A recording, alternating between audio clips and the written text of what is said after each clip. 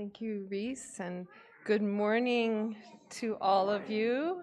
It's so nice to be here with you. My name is Karen Ramirez, and I'm so happy to be here and to be our worship leader this morning. It's nice to see all the faces here in the sanctuary, as well as those who are joining us online. And I imagine that perhaps you, as well as me, just have a feeling of gratitude to come into a space where you see smiling faces and a chance to breathe and pause and just be together and be in community. There's so much happening in the world, in our individual lives, in our communal lives, and it's just nice to be here. So that's how I'm feeling as I gather with you here this morning. Grateful. We welcome you from all the places that you're joining us and all the different ways, whether that's in person or online. And as a faith community, we remember today and remember every day that we are gathered on the traditional lands of the Ute, the Cheyenne, and the Arapaho peoples, as well as 48 other tribal nations who have deep historic and contemporary ties to this place. And we, as a faith community, we as individuals, seek to be in the right relationship with our ongoing work. You can read a full land acknowledgement on the CUCC website as well. And no matter where you are, sorry, I'm looking at the wrong page. I'm gonna get to what I'm supposed to be reading, which is to say, we are, sorry, I'm just going to orient myself here. You're welcome here. We're going to, we always have a welcome table out in the front, in the entrance. You're welcome to learn about CUCC there or volunteer to help in all the ways that make things that are here happen. We also invite visitors to get connected with us by signing and filling out a visitor card. There's some in the back there on the as you're coming between the doors. You can also find out more information on our website. And anyone and everyone is welcome to fill out that community card for use to request a visit or a prayer. If you're here in the sanctuary, you can know that there are hymnals that are placed underneath the chairs. And is there anyone who's needing a bulletin? Because we have ushers who could bring you one if you could raise your hand. Okay, and those of you who are with us online, everything's going to be available for you there. We do have some announcements, which is a sign of a thriving community. And so I am going to, isn't that a positive spin on announcements? Thank you, I know. Like I said, leading with gratitude today. Bring up our announcers here. Laura. So I'm up here for the last time right now as a scribe. So for today, it's great to see so many people here and so many members. First thing, just to note that we're only voting on 2 things that you have to be a member for at this meeting. So please come to the meeting even if you're not a member, because we're going to have a lot of updates on what's happening and maybe some chance to think about the future on a few things. So everyone should come, and there's food. But please go ahead and sign in so we can establish if we have a quorum before we get started. So I'm going to just pass this around the sanctuary. And if you're carrying a proxy for someone, so if you're here, you can just write present. If you're carrying a proxy, then write proxy and write your name. So that's it. Thanks.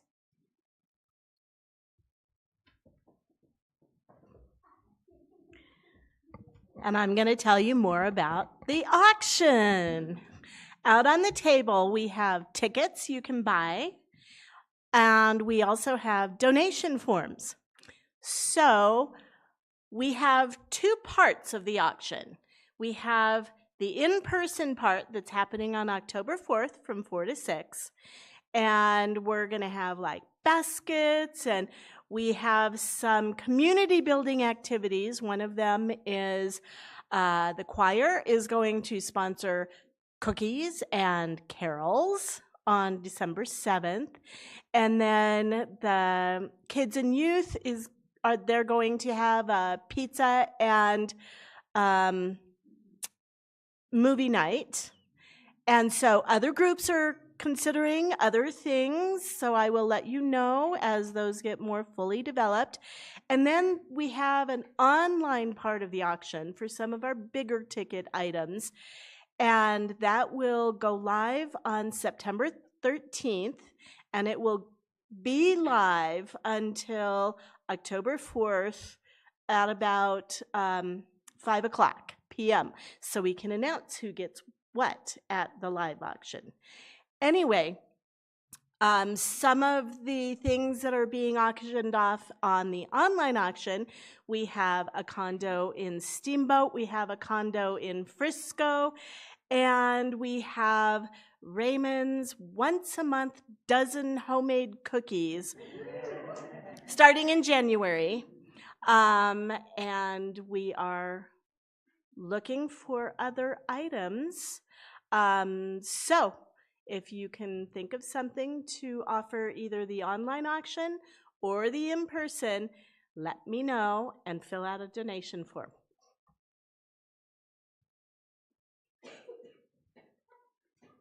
Thank you. A lot going on. It's a really exciting season in the life of our congregation, and we have lots of newcomers. So if you're curious about how we're structured, we are connected to the United Church of Christ. Again, as Laura said, whether or not you're a member, please stay, and it's a good way to learn more about how we roll. We are bottom up, so invite you to be a part of that.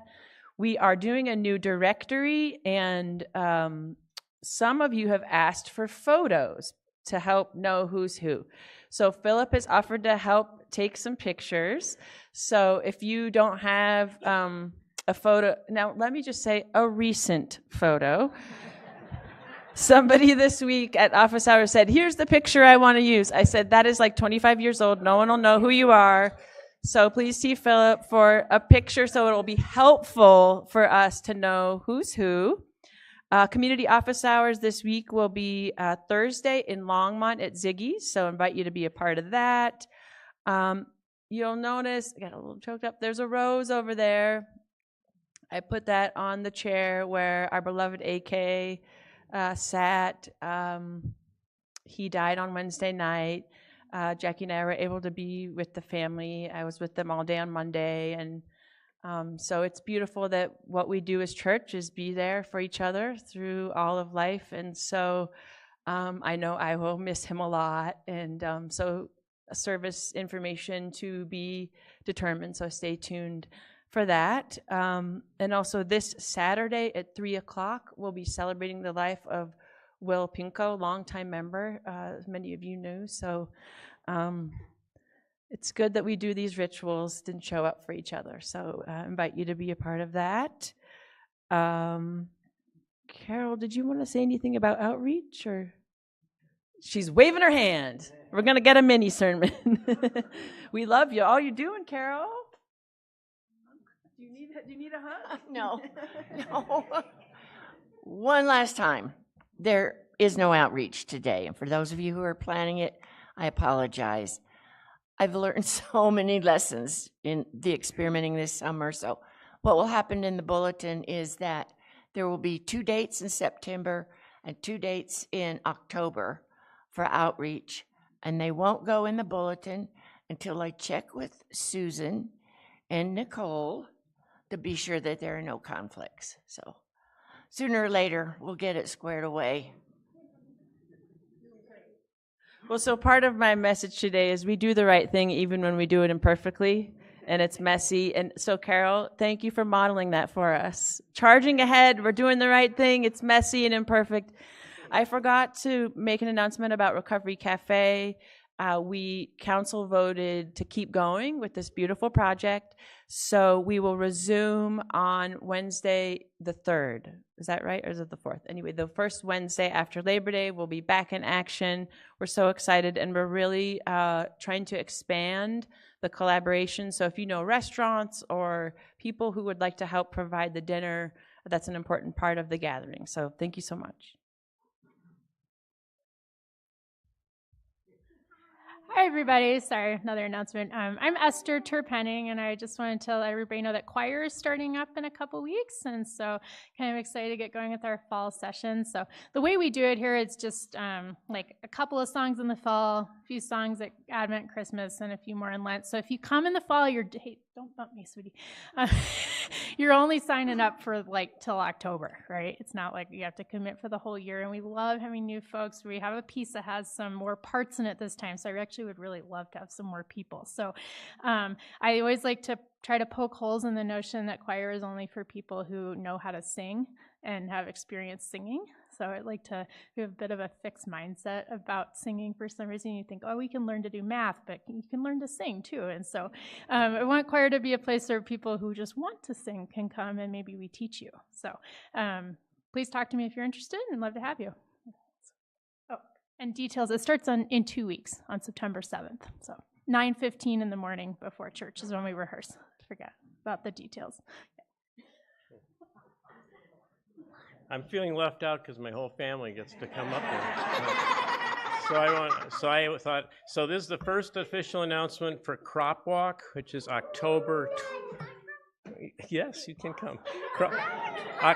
October 12th this year is a Sunday, and there's been a lot of cuts. You may know to Community Food Share, there's almost $500,000 of federal money that's disappearing. I mean, and then SNAP and Medicare. So they're looking at a lot of loss. So they're very engaged. Community Food Share is all in helping organize Crop Walk this year because they need money. But then also there's a lot of global issues of hunger with U.S. aid being cut off, and so Church World Service is in those places. So 75% goes to Church World Service, and 25% of the money we raise goes to Community Food Share locally. October 12th. Is it going to be an art church? No, it's at the Unitarian Fellowship. Thank you. I think that is all of our announcements.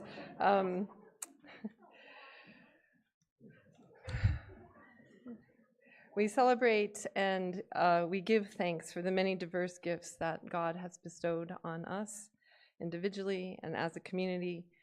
We here at CUECC proclaim ourselves to be an open and affirming peace with justice church, a congregation of and with all of God's creatures, welcoming into our ministry persons of every race, culture, age, gender identity, gender expression, sexual orientation, ability, and economic status.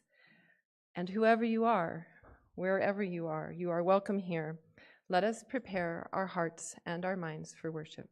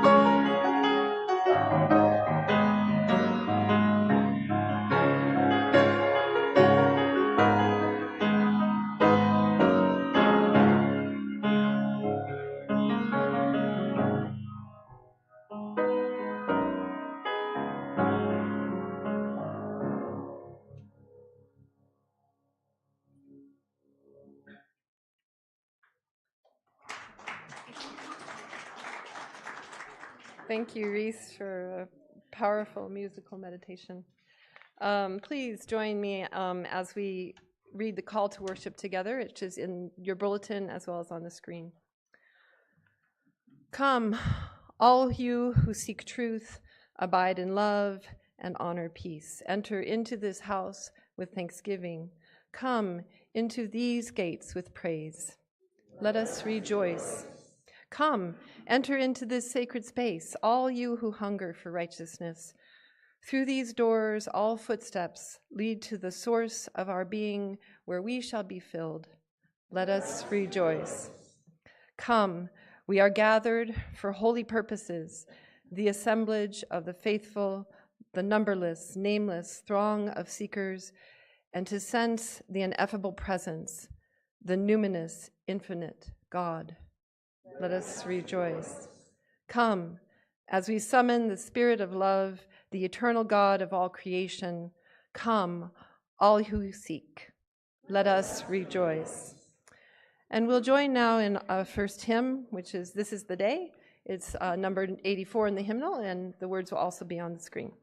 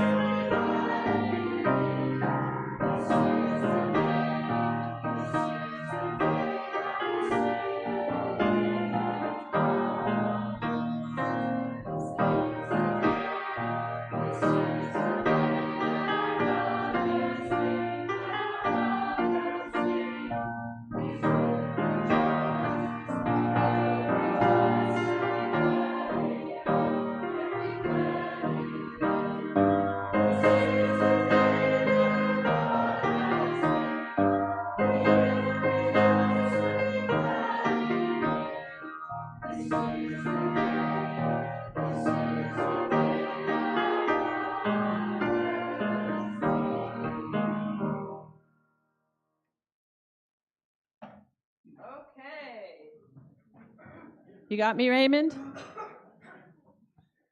Did anybody learn that at camp? I learned that one at camp. I love that one. I almost got the tambourine, but I didn't quite have enough time. All right, today we are talking about the difference between what is legal and what is right. And I have a little story for you. This is a story about a young man who was a new assistant minister at Plymouth Congregational Church in Minneapolis in 1967. And you might imagine that when you have just graduated from seminary, you have all kinds of ideas, right, about what the church might be like and what might be possible. So in 1967, this bright-eyed young seminary, having just graduated from Yale, fresh and hopeful at the age of 25. And you might remember what else was happening in the late 60s. Anybody? Vietnam, raging, and more troops being sent every month. And as he recounted the story, he said that conservatives were quick to label any of us in the peace movement as traitors. And this is a story of our own Roger. Our own Roger. Anybody know Roger? Yep, they usually watch from home, Roger and Kay Payne, but this is the story from Roger here. His first church, and he had learned what it meant to follow Jesus. So that young minister decided that he would take 4 high school kids to march on the Pentagon in October of 1967. And Roger is hilarious if you don't know him. He said they all piled into the Pontiac Le Mans and made it there and back. He said eyebrows were raised, but not about the 25-year-old male assistant minister being on the road and who knows where else with 4 high school kids. He said the eyebrows were raised because of the protest, that they were on their way. And there was no reason to believe that this protest march would do anything but fall on deaf ears. But Roger and those kids drove all the way, and on they went. And they joined more than 100,000 people around the reflecting pool in the Lincoln Memorial. And he said, Phil Ox sang to us, Benjamin Spock spoke, and with us in the crowd were Paul Goodman, Doris Kearns Goodwin Husband, Robert Lowell, Noam Chomsky, Abby Hoffman, Allen Ginsberg, and he said they were all leading Tibetan chants. And after the speeches, 50,000, including Roger and those 4 kids, marched across the bridge to the Pentagon, where soldiers lined the exterior, and they had fixed bayonets. They were never right up front, but he wanted, and I wasn't sure copyright, but he wanted to know that's where this iconic picture was taken of a gay actor, George Harris, slipping a flower into the barrel of one soldier's M14. So you who were alive then might remember this famous picture. I think maybe it won a prize, a Pulitzer, actually. And Roger said, the kids and I all felt like we had done something important, even though at the time it didn't seem like it. And 3 years later, in 1970, more than 500,000 people marched to Washington. Thank you, Roger. What a gift that we're a part of a tradition and a people that tends to what is right, even when everything around us is saying something else, that we are stick to what is the law. And there's a lot in this moment that asks us to question some of that. And I know, and we were walking in today, someone said, I feel so good being here with all these people. And I feel the same way. I feel more hopeful knowing you all are with me, intending to what is right. So what a gift that we have this people to do that together. And I know Karen is going to give us an offering of music before we send our kids out. Do you want this?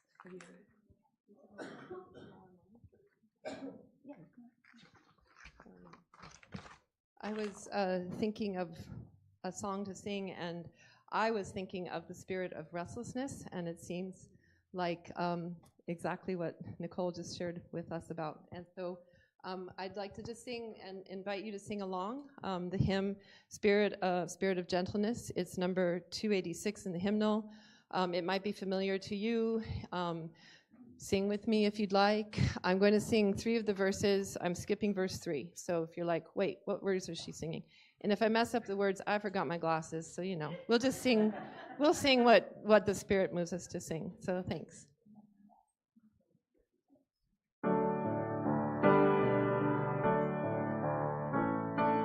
Spirit, Spirit of gentleness, blows through the wilderness, calling and free.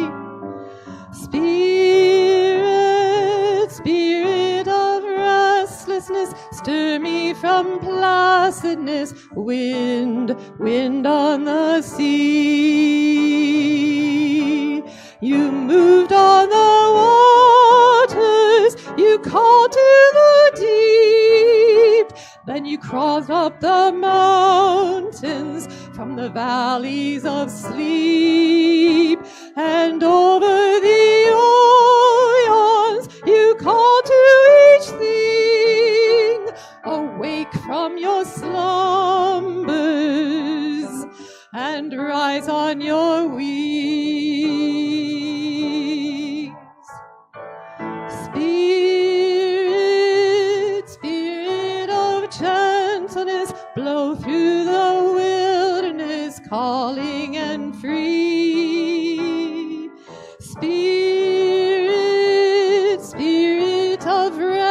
restlessness, stir me from placidness, wind, wind on the sea. You swept through the desert, you shone through the sand, and you goaded your people with the flood and the land. When they were confounded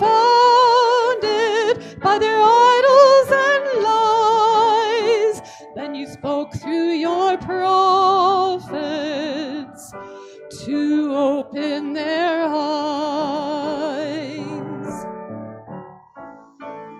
Spirit, Spirit of gentleness, move through the wilderness, calling and free.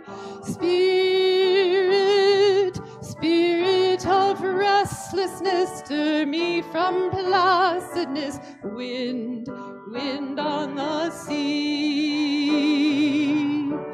You call from tomorrow, you break ancient schemes. From the bondage of sorrow, the captives dream dreams.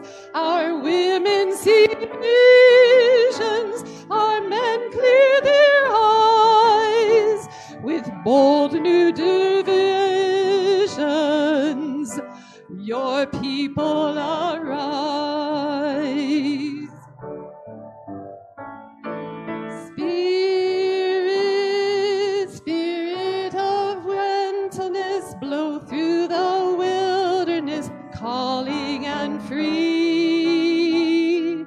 Spirit, Spirit of restlessness, stir me from placidness, wind, wind on the sea.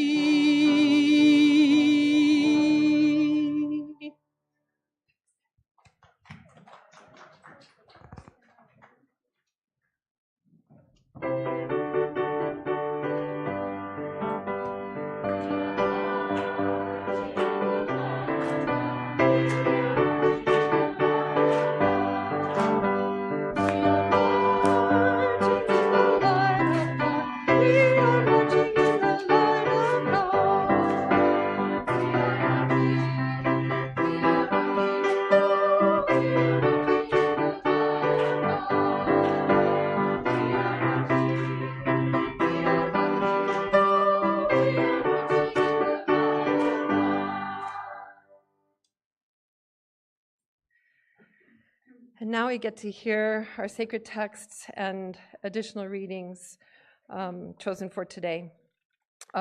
Beginning with Luke 13, verses 10 through 17. Now he was teaching in one of the synagogues on the Sabbath, and just then there appeared a woman with a spirit that had crippled her for 18 years.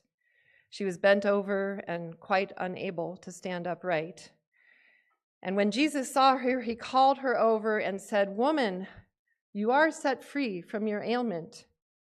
And when he laid his hands on her, immediately she stood up straight and began praising God. But the leader of the synagogue, indignant because Jesus had cured on the Sabbath, kept saying to the crowd, "There are 6 days on which work ought to be done. Come on those days and be cured, but not on the Sabbath." But the Lord answered him and said, "You hypocrites, does not each of you on the Sabbath untie his ox or his donkey from the manger and lead it away to give it water? And ought not this woman, a daughter of Abraham, who Satan bound for 18 long years, be set free from this bondage on the Sabbath day?" When he said this, all of his opponents were put to shame, and the entire crowd was rejoicing at all the wonderful things being done by him. And then we have excerpts from Oscar Romero. First, peace is not the product of terror or fear. Peace is not the silence of cemeteries.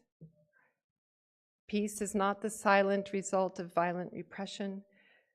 Peace is the generous, tranquil contribution of all to the good of all. Peace is dynamism Peace is generosity. It is right. And it is duty. And from the violence of love. We must overturn so many idols. The idol of self first of all, so that we can be humble, and only from our humility can we learn to be redeemers, and can we learn to work together in the way the world really needs. Liberation that raises a cry against others is no true liberation. Liberation that means revolutions of hate and violence and takes away lives of others or abases the dignity of others cannot be true liberty. For the church, the many abuses of human life, liberty, and dignity are a heartfelt suffering. The church, entrusted with the earth's glory, believes that in each person is the Creator's image, and that everyone who tramples it offends God. As holy defender of God's rights and of his images, the church must cry out. It takes as spittle in its face, as lashes on its back, as the cross in its passion, all that humans beings suffer, and even though they be unbelievers, they suffer as God's images. There is no dichotomy between man and God's images. And now, Nicole, thank you. Thank you again for being here. I invite you to take some deeper breaths, reminding you never to get too far from your breath. Come back to your breath. As you are moved, I invite you to join me in a spirit of prayer. God, love, light, creator and co-creator with us of what shall be. Where we need a turn toward gratitude, help us to take in all that is good. We give thanks for our lives, for this day, for this place, for this people. Expand our sense of gratitude and joy. Open us to hear whatever we need to today. May the words of my mouth and the meditations of all our hearts be acceptable in your sight, our rock and our redeemer. Amen. I've been wondering if some of us have idolized what is legal,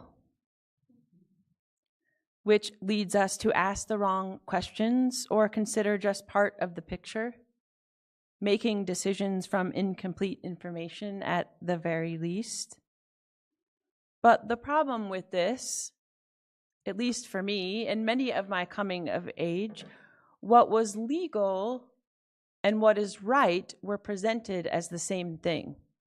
Don't get me started about the DARE program. I was a DARE role model, but that's a great example. We are living in a time when we are off the rails. So it's hard to know what is guiding our shared life together other than a consolidation of power. Domination seems to be the strategy of the day. For some, it seems the truth doesn't matter. Painful history and facts themselves are negotiable. I found myself wanting to shout, everyone's entitled to their own opinions, but not their own facts. Expertise tossed aside, science dismissed. So today I feel moved to talk about the difference between what is legal and what is right. I confess I've wanted to have this conversation with you for a while now, but I knew I would get it wrong. And so from the get-go, let's just say I've already failed. Then we're done. For my personality type, knowing that you can't get it right is really hard. So I put it off. But I took vows and made promises almost 20 years ago, it'll be 20 years ago in November, related to what I would commit with my ordination when taking this on and speaking from the pulpit, being privileged enough to be in your lives. So if you know me at all, you know I take this very seriously, maybe too seriously sometimes. What is legal and what is right are now being presented as the same thing, but they're not.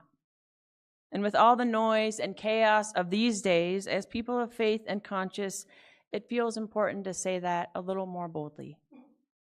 Now over 60,000 Palestinians have died in the Israel-Hamas war, and many of the hostages from the attacks on October 7th, where 1,200 people were killed, have still not been returned.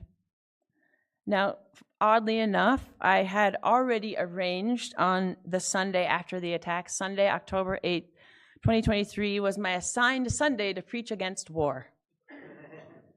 That was what the men's group had asked me to preach about, so I did. I stuck basically with what I had already prepared, not knowing any of that would unfold, obviously. And I said then that I believed Hamas attacking civilians was terrible and that strategically I doubted doing it would do anything to make the life better for an average Palestinian. I also said that what is also true is that the lives of those who live surrounded by a wall with barbed wire and checkpoints is basically a prison.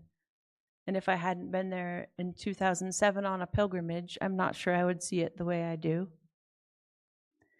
Tens of thousands are dead, and now a famine has been declared. Everyone is less safe. The whole region is more unsettled, and on it goes. You might notice that many groups are divided over this, even our own city council. And after one of our Jewish neighbors was attacked on Pearl Street in early June, I gathered with a group of colleagues, and Rabbi Mark and I held hands as we cried. And someone asked us in the group why we hadn't talked about it. And I said, because we wanted to stay friends. After that day, I did start to write a letter with another colleague. It's taken months to get the wording right. And I joke, someday this will be a good story, but like 4 different rabbis, I've looked at the letter and given their blessing, and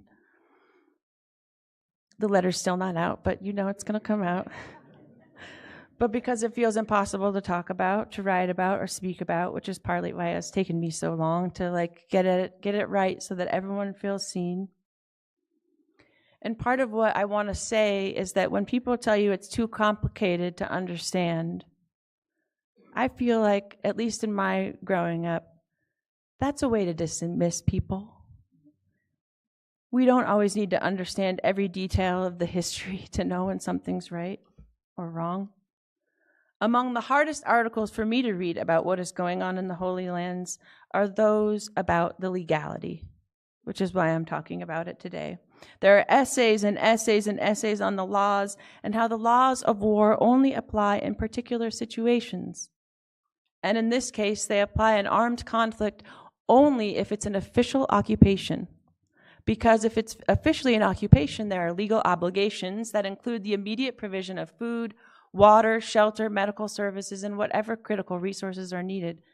So you'll notice that the state of Israel goes out of its way to use phrases like take control instead of anything like occupy or occupation. International humanitarian laws govern only the conduct related to hostilities and is distinct and separate from the law that governs the decision to use force. But what if this is one of the many situations in this moment where people of conscience must say, stop all that. Is this right? Is what's happening right? And even when it's risky, we need to ask. Because we can hold the complicated history of a place. We can be a both and people. We can have relationships across all the chasms, and at the same time, we can ask with clarity, is this right? Is this aligned with what God and love wants for us? A young man named Justin Scott shared a message on Instagram demanding that we stop confusing the law with the truth. He said with passion in a video with now millions of views that when we talk about the word illegal, we cannot think it ends the debate. He reminded his viewers that the Bible once freed slaves and criminalized their escape in the same breath. So we cannot just say that something is illegal or legal and leave it at that.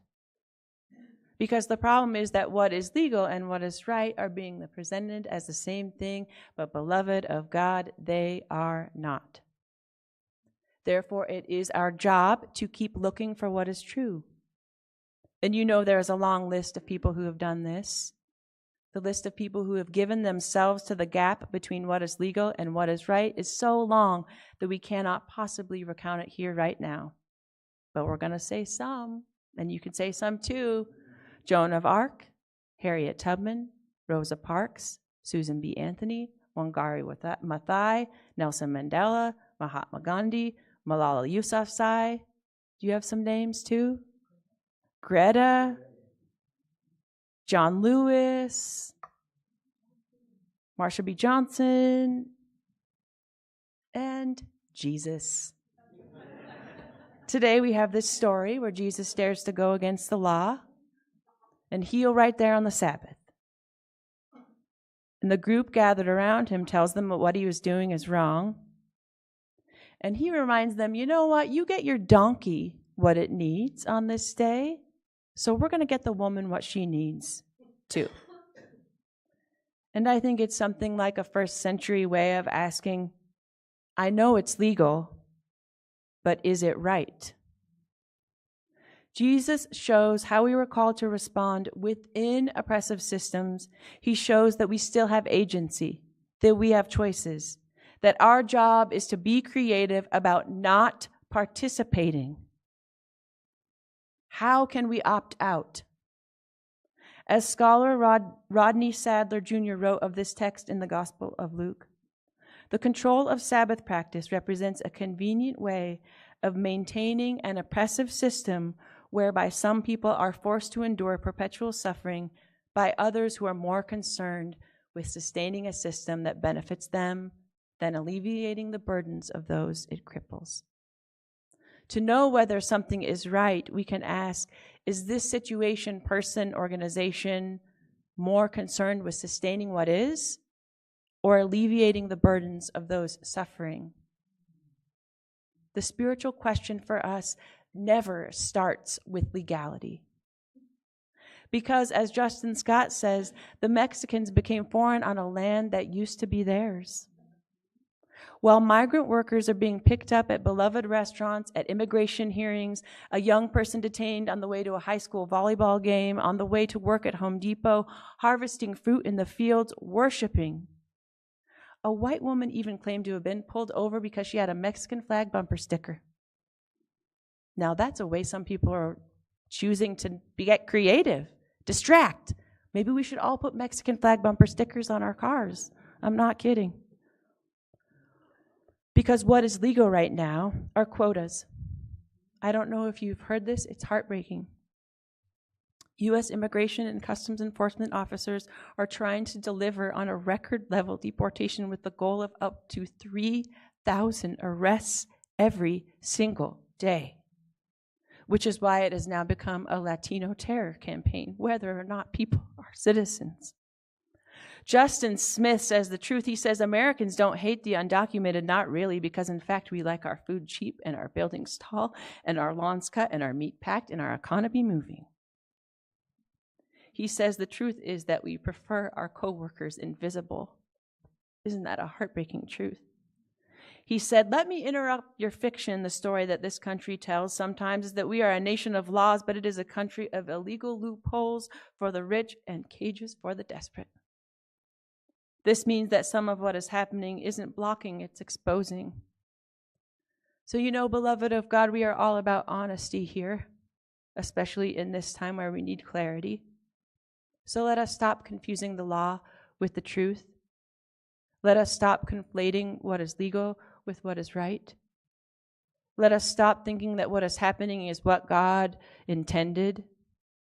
It might feel impossible to speak about any of this without friction, but it is time. Because it is our job to care, our call to make imperfect statements, to live in the messy complications of doing what is right, knowing it is true. Jesus asks us now, what deserves our loyalty, the law or the truth? What is legal or what is right? Oscar Romero reminded us that we as the church are entrusted with the earth's glory, which includes caring for one another. I believe that if we are to get through this with our hearts intact and our cores still solid, we must stop mistaking what human beings have created with what God intended. We can keep our grip on the truth, on God's laws, the overarching power of love. We'll take a few moments to hear from just those around us. And if you are new to this practice, know that you can just listen, let it wash over you, just take it all in. The questions to guide us: what does it look like for us to join Jesus in prioritizing the care of human beings over maintaining oppressive systems? What does it look like to put God's laws first? And we can carry on after this too, because I know we're a little late on time, but we'll just take a minute and a half now to turn to those around us.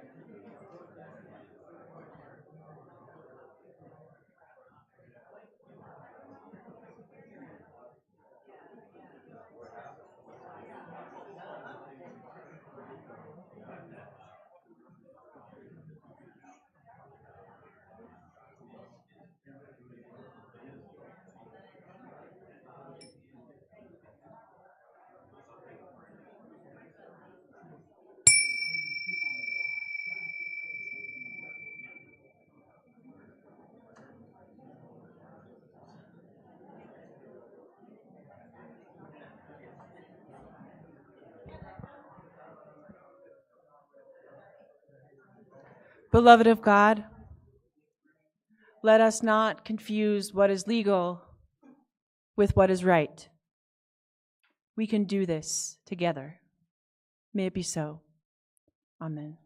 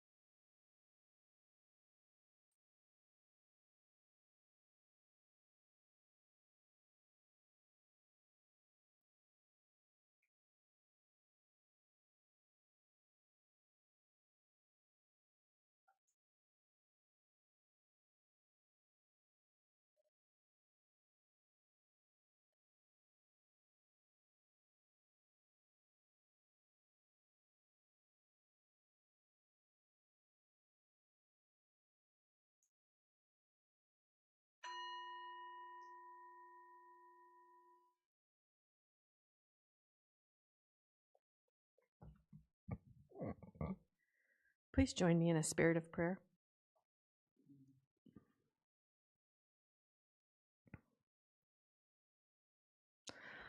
O God, who continually calls us to new and greater understanding, we give thanks for this opportunity to gather again this morning, here in this place, with this group of people in this time. We give thanks for an ever-evolving understanding of how to follow you and love more deeply. this community continues to grow and change and hold one another in good times and in difficult ones. And while it's a blessing, it's a challenge too. Thanks for being in it and guiding us. Help us to continue to look for what is true, for what is love, for what brings compassion, belonging, and justice for all, not just for some. God, we lift up all of our friends and family who are needing healing this morning in this time, recovering from surgery or illness, and we lift up Joanne and Cal, Shirley, Marilyn, Sue, Kayreen, Harriet, James, Donna, Sherry, and Dee Dee. We pray for all the caregivers caring for their loved ones, for their friends, for the people in their charge. Give them strength and courage and kind hands and hearts. God, we're grieving today the loss of our beloved AK. We surround his friends, his family, this community as we grieve. God, there's so many people living in fear right now for so many reasons. Fear for their freedom, fear about saying the right thing, doing the right thing, standing up for what's true and good. Bring strength and ease and courage to all. God, we lift up all of those living with substance use disorders, those who live with mental illness, that they may find some healing and comfort and community. God, we pray for all the people in lands everywhere, in conflict, in war, in famine. Thinking particularly today about Gaza and Israel, Ukraine, Syria, Haiti, Sudan. And now, God, we take time to lift up names in this beautiful community for us to hold with you and one another, knowing that it takes all of us.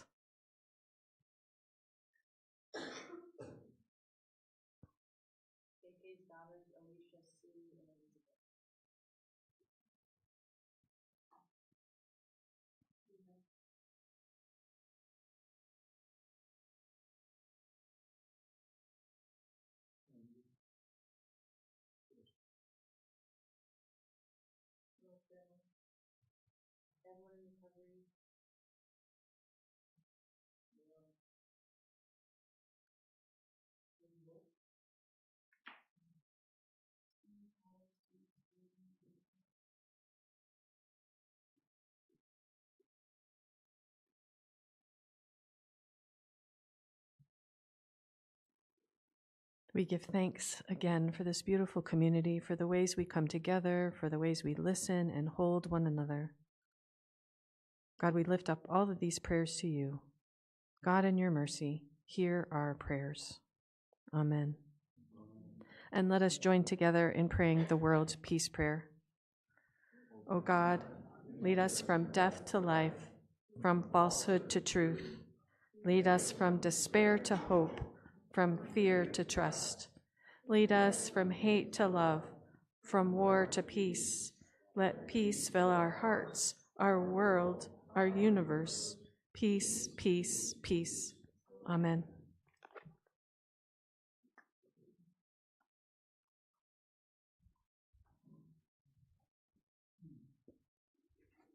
Hello. Thank you for being a part of our worship this morning. Now is the time that we give back, and we couldn't do that, what we do in the world, and for one another without the generous support of members and friends of CUCC. Casa de Paz, House of Peace, is the recipient of our August Justice Offering. This nonprofit was started by a Catholic church in 2012 and has helped 20,000 guests from 82 countries in Aurora, Colorado. Through their volunteers, they welcome and support newcomers, asylum seekers, and immigrants by helping them navigate detention and take steps towards reunification with loved ones. They believe in the inherent worth, dignity, and respect of all humans.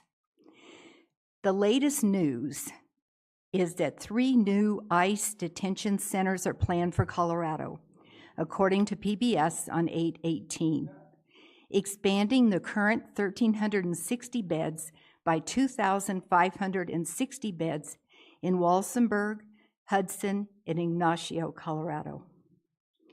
Casa de Paz says that the lack of oversight at these centers, like the one in Aurora, lead to poor conditions and human rights violations within the facilities. Although promoted to create jobs, most come from transfers or from the detainees who make $1 an hour. Detention centers, Casa says, do not create safer communities. They create fear and family separation.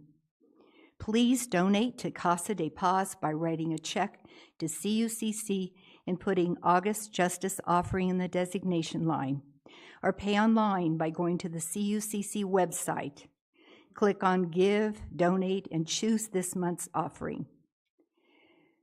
Also, if you are itching to do something and would like to explore being a part of a group to either hold a vigil at the ICE Center with other churches, visit with people who are detained, some for over 2 years, getting a pen pal who is detained and would like to text or email you, please sign the sheet that's on the table outside the sanctuary doors, and we'll get back with you. And this is exploring, not committing.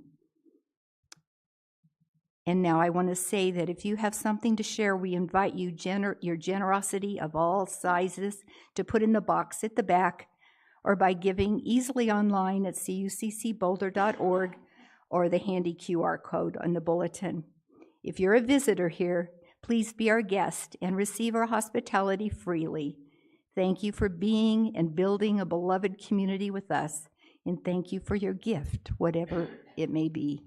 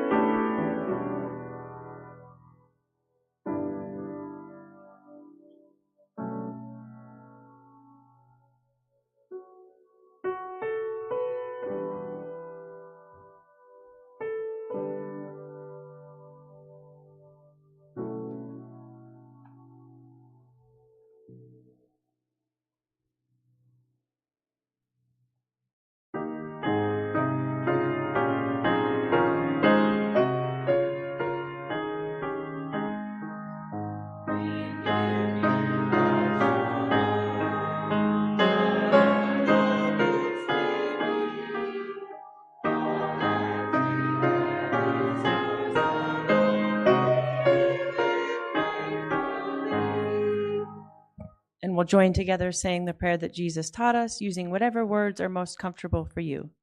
Our loving God, who art in heaven, hallowed be thy name. Your kingdom come, your will be done, on earth as it is in heaven. Give us this day our daily bread, and forgive us our debts, as we forgive our debtors.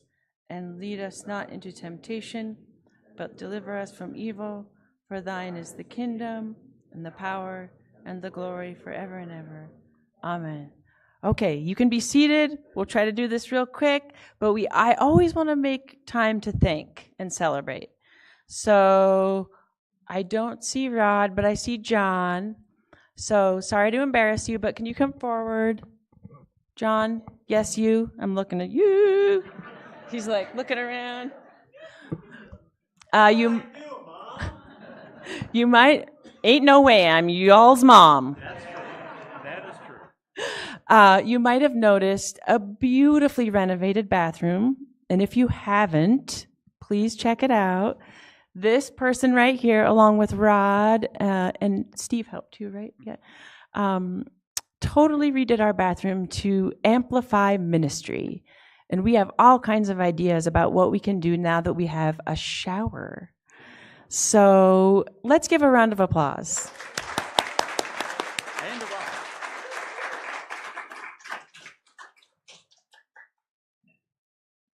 All gifts the church offers are woefully inadequate, but just know it comes with love. And wherever Rod will, okay. We love you, Rod. Make sure to thank him when you see him. Okay, you can sit down, thank you. One more. Yay, round of applause. I was on sabbatical when Jackie celebrated 6 years, and in June was Pride, and I knew she'd be annoyed if we made it about her, because it was June 15th was our actual. So we are celebrating Jackie's 6 years of ministry with us today. Jackie, come forward.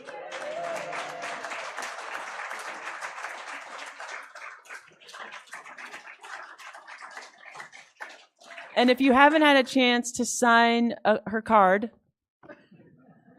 here's her card. We love you, Jackie. We are so grateful for the ministry that you've helped make possible, and we just want to make sure to celebrate you today. So,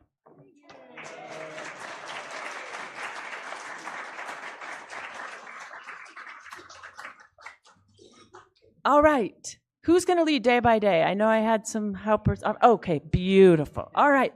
We're almost done, everybody. Let's rise. Oh, Beth's coming forward. Excellent. Do you need a mic? Do you need a mic? Oh, why don't we use this together? Yeah. Okay. Here we go. Sing along.